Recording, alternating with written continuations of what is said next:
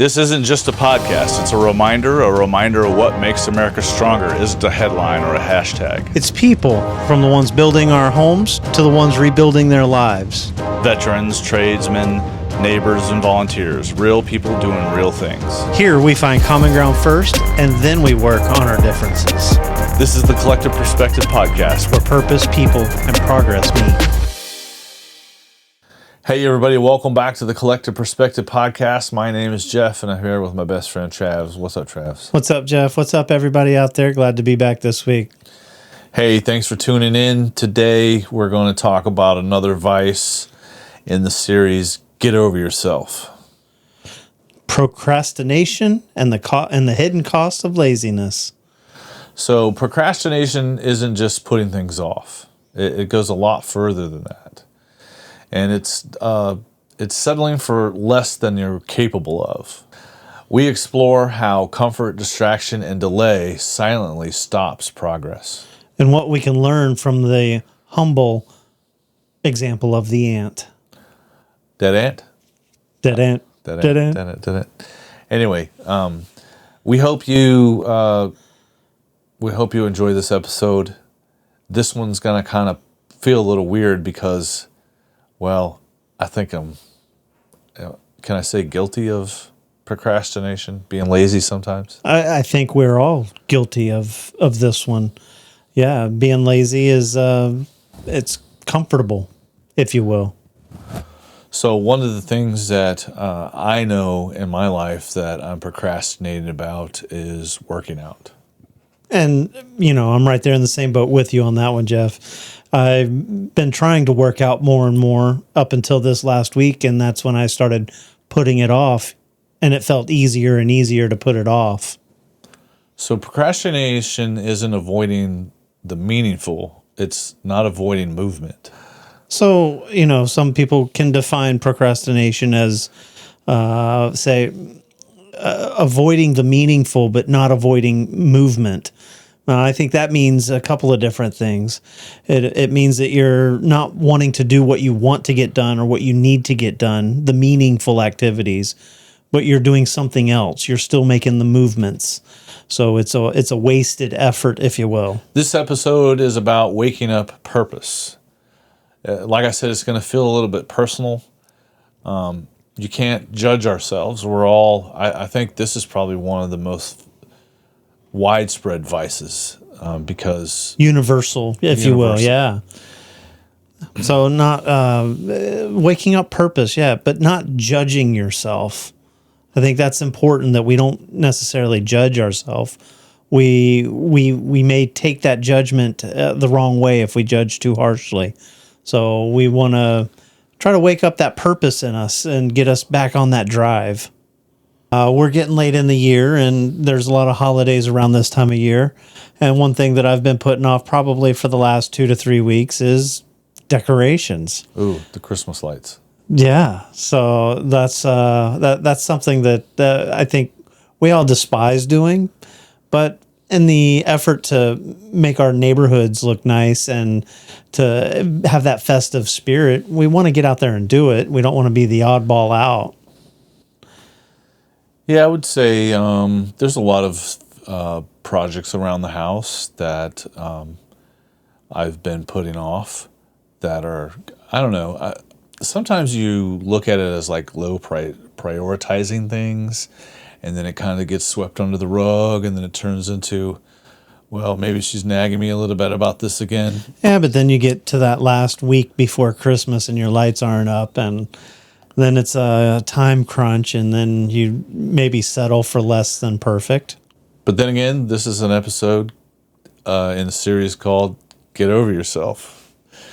So what is one thing that keeps you, so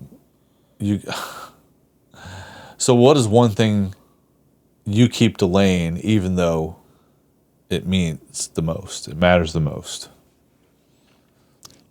Oh, that is a good question. I keep delaying getting out there and getting the ladders out.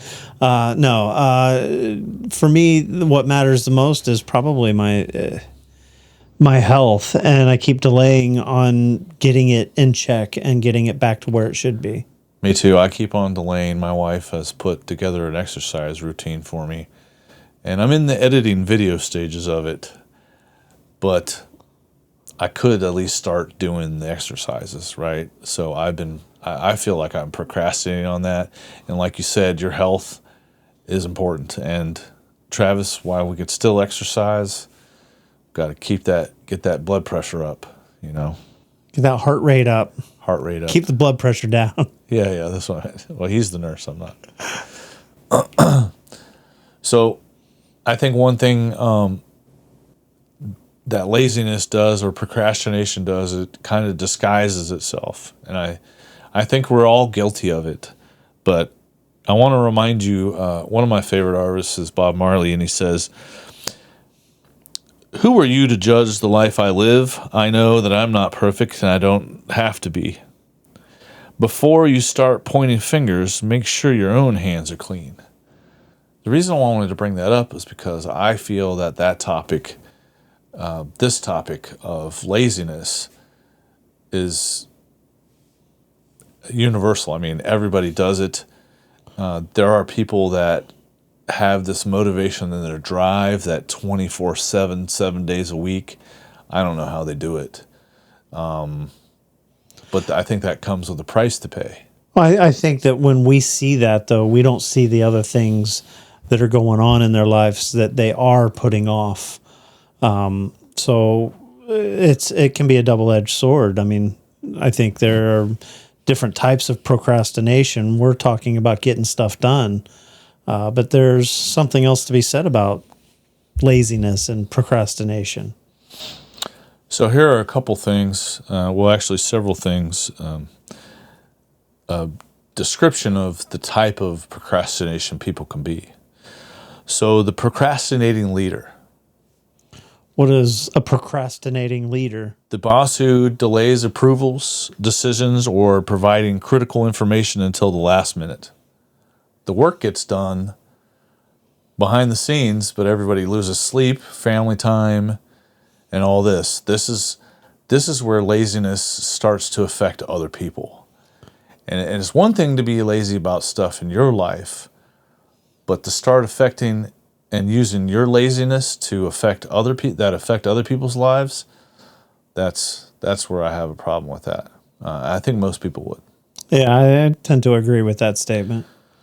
So the moral is the leader avoids moral responsibility of caring for the people underneath them. I think that goes into some other vice called greed, which, by the way, is our next episode. It's kind of weird how all these vices kind of interlock. Some of us procrastinate and it's not greed. For example, the passive parent. Well, maybe it is. Do you know what a passive parent is, Travis? That I'm not sure about. So a passive parent, a parent sees his child struggling with school or behavior but avoids stepping in because it's uncomfortable and inconvenient for you to step in and help your kid. You horrible bastard. Sorry.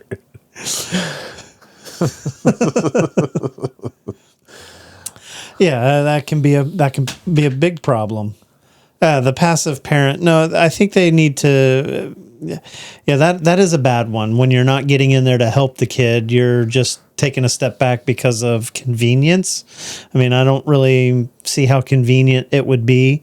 And I've probably been guilty of this myself with my kids because I don't know the material that they're studying.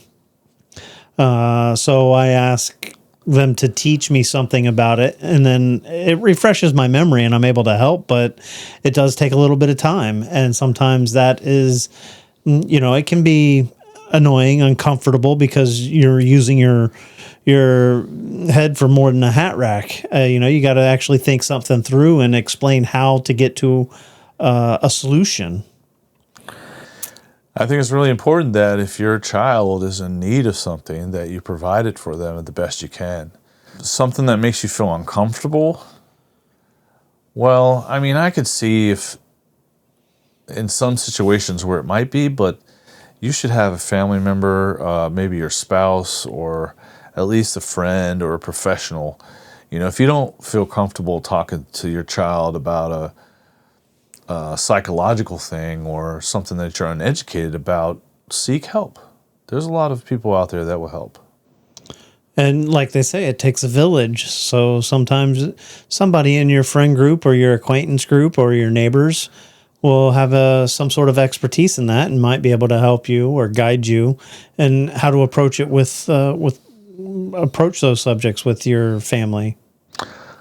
Another one that procrastinate that I don't know if it's necessarily procrastinating, but the silent bystander. Diffusion of responsibility is what I call that. Well, it might be someone that they see doing wrongdoing, bullying, corruption, or harmful behavior and chooses to stay silent because it's not their problem. Or someone else will take care of it. And I mean, I guess not everybody can jump in, and I guess it depends on what it is. If it's something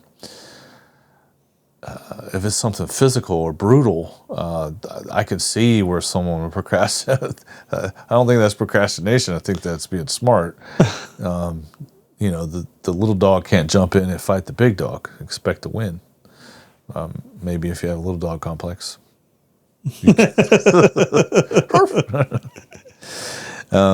But failing to act when action is needed is wrong. It causes harm to yourself over time. That's part of the procrastination, not acting, not doing, not getting up, just putting off the meaningful for some other movement. I'm just going to endlessly scroll as someone's getting brutally beat over there. I mean, what?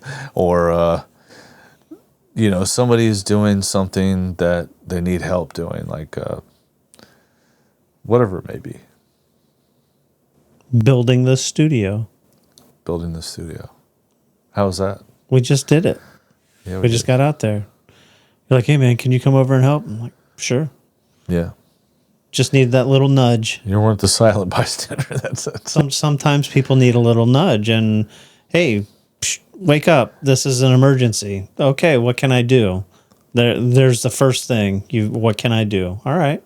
You could be a passive friend and not, like, man, I know he's doing all that stuff, and I'm not really doing anything. I'm not going to help him out or offer to help. There's people out there like that too. Another one is, well, I guess that's where I was headed, the checked out friend or spouse. The checked out friend or spouse, yeah. This is a person who relies on others to carry the emotional load in the relationship, never apologizing first, never initiating important conversations, never investing in growth. That sounds like that can be pretty caustic in a relationship. Yeah, pretty draining.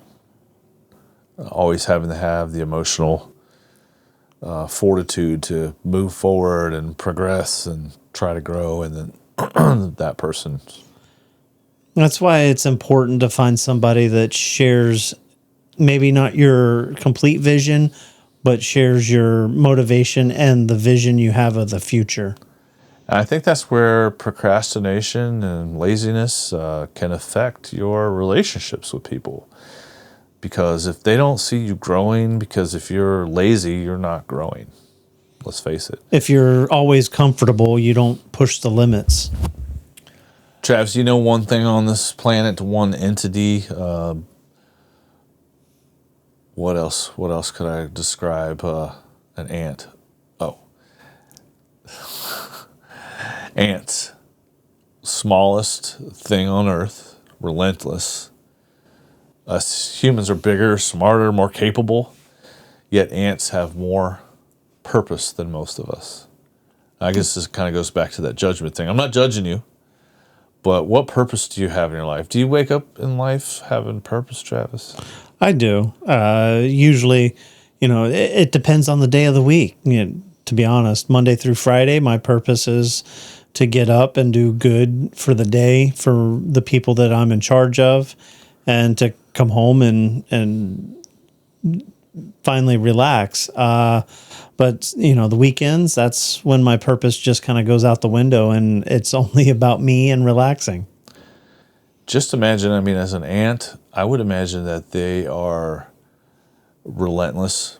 They don't procrastinate, and they don't procrastinate because procrastination will lead to death. They're always on. They only Always have on. one thing one thing on their mind. There we go, assigning human characteristics to non-human beings. So no, the ants, they have a purpose to survive. That's basically it. And how do they do that? They go out collectively. They hunt their food, their building materials, or work together to build their colonies. So if an ant can stay focused, why can't we? What's our excuse? Distraction. Distractions, procrastination. Yeah. I think if we all, here's a little twist, if we took an ant-sized action every day, for example, in sales, one of my sales leaders initiated some alert to get everybody to get at least something sold, something on the board that day, or maybe in your case, something, get the first patient done in the day, or hey, we had a set goal where we're going to clean up the patient records today. And you get that, you start getting these goals done, tasks, you start prioritizing. That sound familiar? No? Yeah, no, it sounds familiar. So if a camera watched us all day long, would you say it's all purpose or delay? Ooh, that's a good question. That's like a curveball question. For me, there would probably be a little bit of both throughout the day, to be honest with you. But it comes down to prioritizing. What is it that has to be done now? Do you procrastinate at work? I would probably say there's some procrastination because What do you procrastinate at work? sitting in front of charts and spreadsheets and stuff is quite boring. So that's not the fun stuff. I'd rather be out there doing the dressing change or the minor procedure or whatever it is that we're doing. So you don't like doing the paperwork? No, the paperwork kind of sucks. But it has to get done. Well, you're the boss, right? Yeah, I'm the boss, but Stop being lazy and delegate it. the paperwork, I don't have anyone really under me to delegate paperwork to. I'm just joking. I wish I did.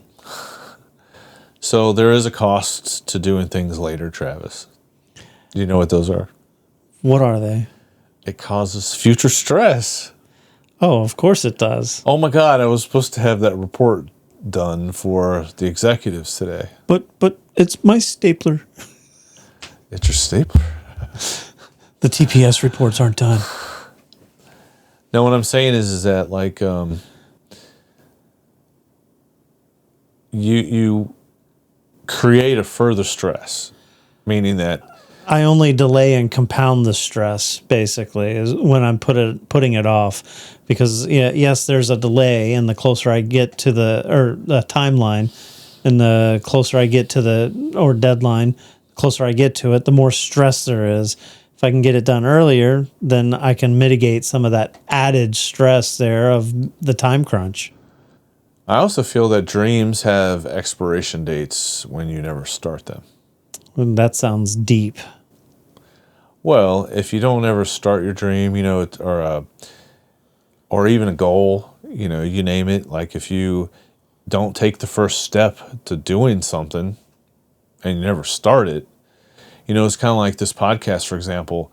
We kind of had this idea. My wife's like, why are you going to put yourself out there like that?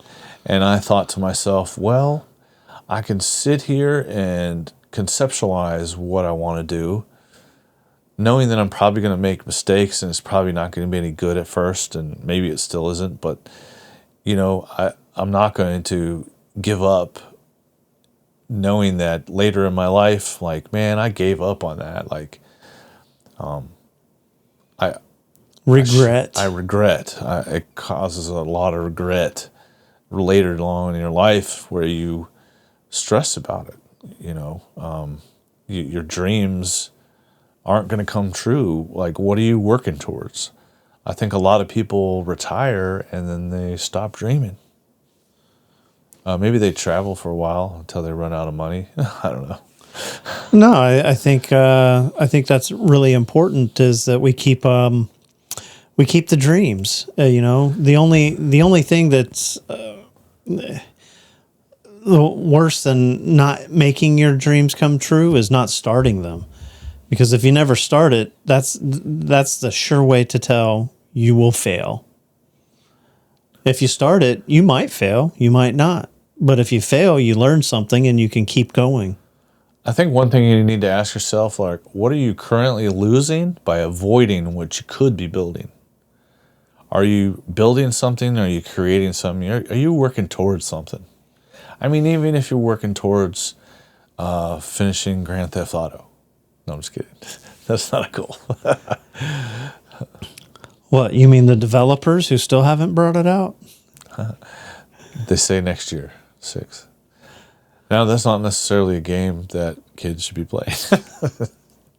I don't know why I brought that up. I think most importantly is that you need to learn to break the cycle. And simple shifts in momentum. You pick up the smallest possible step and complete it first. Something that you can do daily. For example, for my exercise, I can go out and at least simply walk daily. And then time block the important and don't negotiate. I mean, that's for me, that's the biggest thing, is set a specific time to be up and ready, dressed and ready, not up and ready, because I'm up early. I need to be dressed and ready for my activity at a certain time, and don't negotiate with it. I have to be out there at this time. I used to say, set it in your calendar to take lunch every day. And I say that is because if you don't, you won't take lunch. And it's the same thing with these other things. If you don't write it down, if you don't have a reminder, you can set reminders on your phone. I have reminders throughout the day to do certain things. I should be reminding myself to get off my ass and exercise. Yeah, exactly. Those reminders are very helpful. Self-affirmations, even saying that you are worth it, you are able to, you will do this. It's a mindset, and once you get into that habit, then it becomes easier. You don't need to feel motivated. You just need to start. You need to just get out there and take that first step. One thing too is I noticed that it's easy to limit easy dopamine. Excuse me. Scrolling, stuff like that isn't fun. What?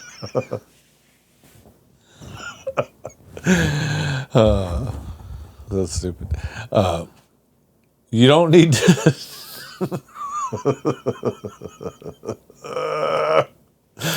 I totally hosed that up.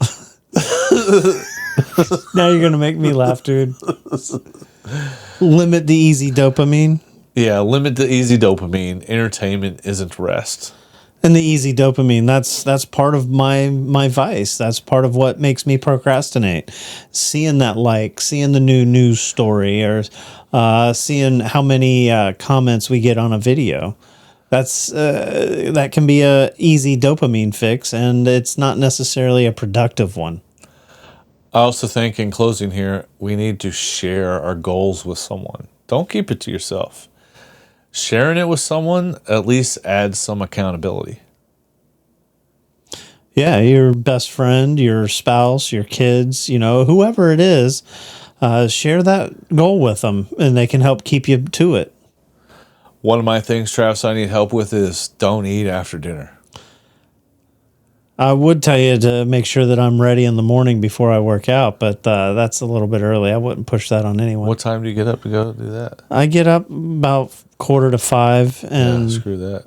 4:45.